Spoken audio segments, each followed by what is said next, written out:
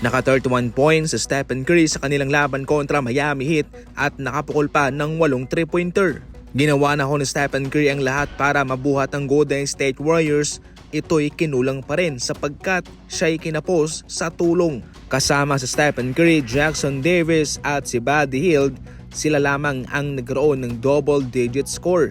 Yung iba dyan ay wala na. Si Dennis Schroeder 5 points, Green 7 points pero merong 10 assists, 10 rebounds. Si Wiggins 9 points, Anderson 5, Landy Waters 6. Bale gumamit dito ng 11 manlalaro ang Golden State Warriors mga idol sa kanilang rotation laban sa Miami Heat. Sa Miami Heat naman baliktad ang nangyari. Balanse ang kanilang scoring. Mayroon silang 6 na manlalarong gumawa ng double-digit score. Kung ikukumpara mo yan sa Golden State Warriors, wala talaga. Mabigat itong kartada ng Miami Heat kaya sila yung nanalo. Wala talagang katulong itong Stephen Curry sa Golden State Warriors at kaya ito'y magpapahirap sa kanya.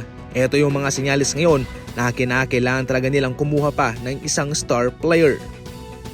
Malinaw nga ho bago magsimula ang laban na itong Lakers ang yamado kumpara sa Dallas Mavericks. Subalit natalo pa rin sila kahit na walang Luka, Kyrie Irving at Daniel Gafford ang Dallas Mavericks. Actually sa second half, sila ay naghahabol ng double-digit score sa Dallas Mavericks. Si LeBron muntik nang maka-triple-double. Samantalang si Davis double-double. Ngunit hindi pa rin sapat iyon. Nagkaroon ng magat ng trabaho ang second unit ng Dallas Mavericks at yung kanilang mga reserba. Si Grimes 23 points, 9 rebounds, 6 assists. Si Washington 22 points, 8 rebounds and 1 steal. Mahina ang shooting ng Lakers sa 3-point line, ibig sabihin epektibo ang depensa ng Dallas Mavericks. Pati sa rebounding naungusan sila at sa pagpuntos sa pinta na iwanan sila, hindi sila nakasabay kaya nahirapan sila. Maliban dyan, sila'y pinagtawanan ni Kendrick Perkins na kahit wala raw Luka, Kyrie Irving at Daniel Gafford, itong Dallas Mavericks nahirapan pa rin sila. Ayon pa kay Kendrick Perkins, that was horrible loss for the Lakers. You gotta win the games you supposed to win.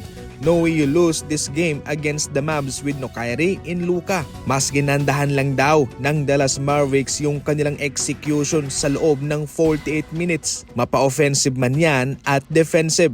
Kumpara sa Lakers na mayroong LeBron, mayroong Anthony Davis, kompleto yung kanilang starting lineup, ngunit wala pa rin. Para sa inyo mga idol, ano ang komento ninyo patungkol dyan? I-comment lang. Pero ito po yung malala. In-upset ng Hornets ang Phoenix Suns sa kanilang laban sa score na 115-104. Despite sa 39 points ni Booker, 10 assists, 6 rebounds, Kevin Durant 26, 6 rebounds, 2 assists, kinulang pa rin yun sa 32 points ni LaMelo Ball, 10 rebounds, 7 assists and 4 steal.